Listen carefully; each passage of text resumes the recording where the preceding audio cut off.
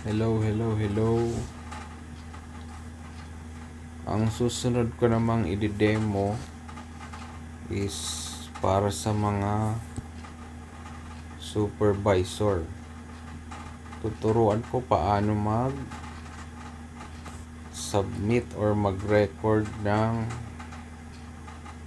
expense kapag may na-receive na mga bill.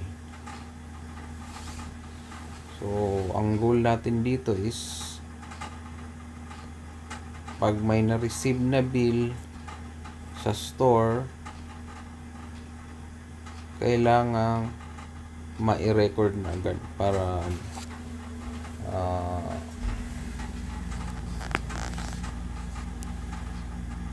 hindi na makalimutan. And pag nag-check ako doon sa database, makikita ko rin na may bill na. Kasi minsan yung sa GC natatabunan, na-overlook ko. Minsan hindi ko nakikita. So, doon sa database, doon ako laging nag-check. So, madali kong makita doon pag may sinubmit na bill yung supervisor. So, napakadali lang naman nitong expense tracker na to. Sa supervisor, halos yun lang naman. Kasi yung iba, warehouse ang nag-expense ng mga procure na mga stocks. Okay. So, sa una, kailangan mag-select ng date. Yan. Click ko lang yung set. Tapos, employee name.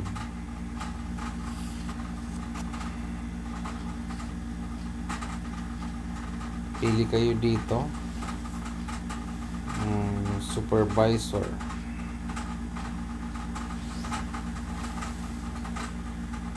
Kunwari supervisor kayo, so pili nyo supervisor. Then, sa category, maraming category ito. Yung iba dito, sa akin naman, ako naman ang nag-expense. So, sa supervisor, ang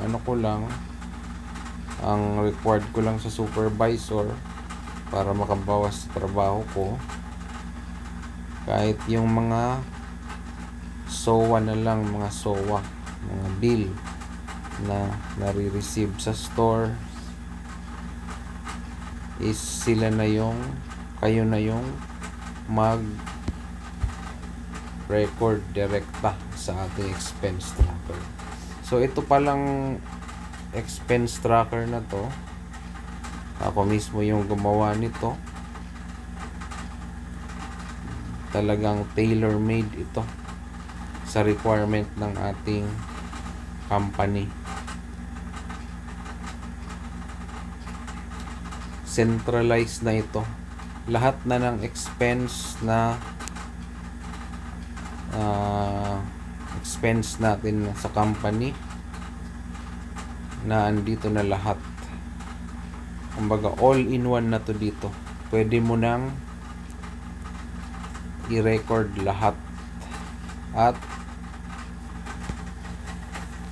pag sinubmit mo dito, automatic na yun, lahat sila mapupunta doon sa iisang database.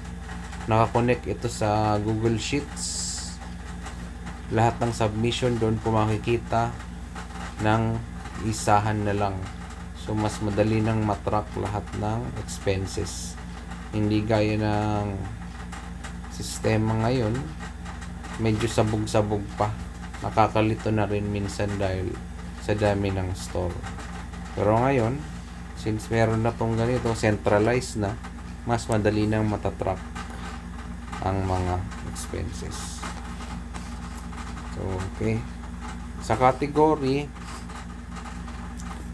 dito sa bilang supervisor, dito ka lang pipili sa rental fee, utilities, or rentals and utilities. Diyan lang. limited lang sa tatlo na yan yung supervisor na rini-require kong mag-input. Yung iba, either sa warehouse ang nag-input or ako. Okay, simulan natin sa rental. Bakit hiwa-hiwalay yung rental fee, utilities at merong rental and utilities? Kasi hindi lahat ng mall pare-parehas. Merong mga mall na nagbibigay ng SOA na magkakahalo na lahat. Kaya ng Grandmaster, E-Mall. Yung SOA nila is rentals and utilities na. Para hindi mo na kailangan isa-isahin. Since na isang bill lang naman sila. So, yun na. Meron namang utilities lang ang bill na binibigay. Halimbawa na lang din sa warehouse, pa isa-isa yung electricity saka power bill. Meron namang rental fee lang, hiwa-hiwalay. Sa Yashano, minsan rental fee lang yung binibigay na SOA, hiwalay din ang utilities. So, let's say rental fee. So, rental fee, lalabas na yan dito, yung form. Okay, pipili ka. Ano ba to? Anong bill? Saang bill? Anong store? Halimbawa, sa Captain Cones. Tapos, ilagay mo yung due date. Halimbawa, due date kasi sa 31. Okay, set amount. Yung amount, let's say 20,000. Yung rent. Then, description kung meron. Kung wala naman, okay lang blank. Then, pindutin mo yung add expense sa pinakababa. Add expense. Okay. Ngayon, nag-change na siya ng medyo light blue sa medyo darker blue. So, hindi pa yun agad-agad automatic na nag-submit. Meron ka pang chance i-review yung mga sinabit mo. So, pwede ka, balik ka sa pinakataas, dito sa gilid ng add expense, view list. Click mo yan, at makikita mo dyan yung sinabit mo. Ngayon, ni-review mo, medyo mali pala. Kunwari, nagkamali ka. So, may chance ka pa na i-cancel ito at i-edit. Kung tama naman na, pindutin mo tong green na confirm submission to database. Okay? So, let's say tama na ito. So, pipindutin ko yung confirm submission to database.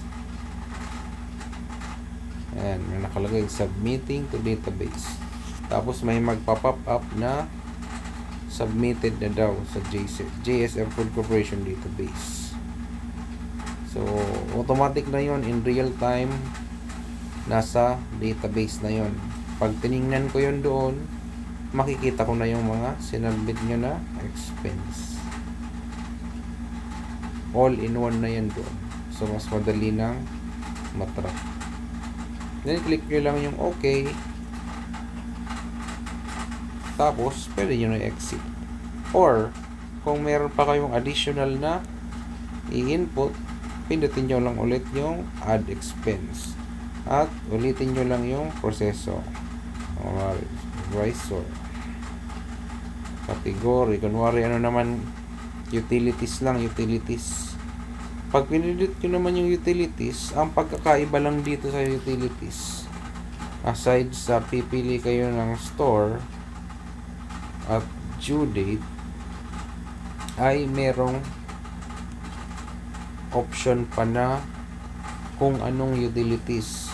Electricity ba, water, or combined, or internet. So, pipili kayo dyan na pwede siya mabili. Then, same lang yung process. Add expense, tapos punta sa view list, confirm. Dito sa rental and utilities naman, ano lang siya, pipili ka lang ng branch, due date, amount. At pwede rin pala dito na sa kahit anong category, I'd say sa utilities, kung marami, halimbawa, sa Yasiano, minsan, yung 4 na store, sabay-sabay nagbibigay. Pwede nyong i-input yun sabay-sabay. Yung mga bill ng mga store, iba-ibang store. So, pindutin nyo lang tong color orange, add item. Add item. Okay? Kung 4, pindutin nyo hanggang maging 4 yung mga fields. Yan na, 4 na. O, pwede nyo nalagyan yan. O, kunwari lang. Ayan. Utility, water. Ayan.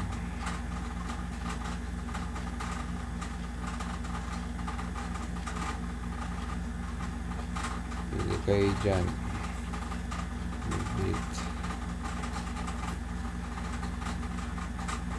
Dapat walang blanco. Yung may mga asterisk. Tapos, amount.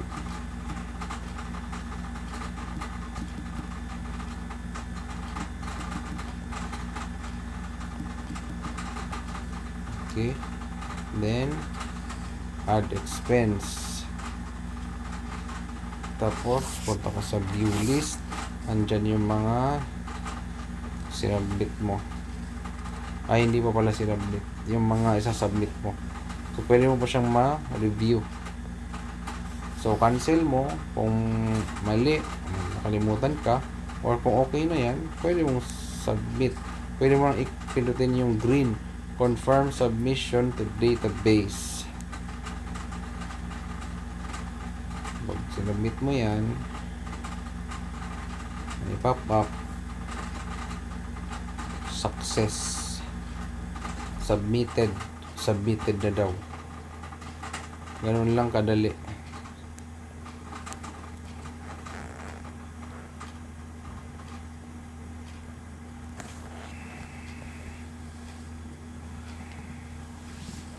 Yan lang. Thank you.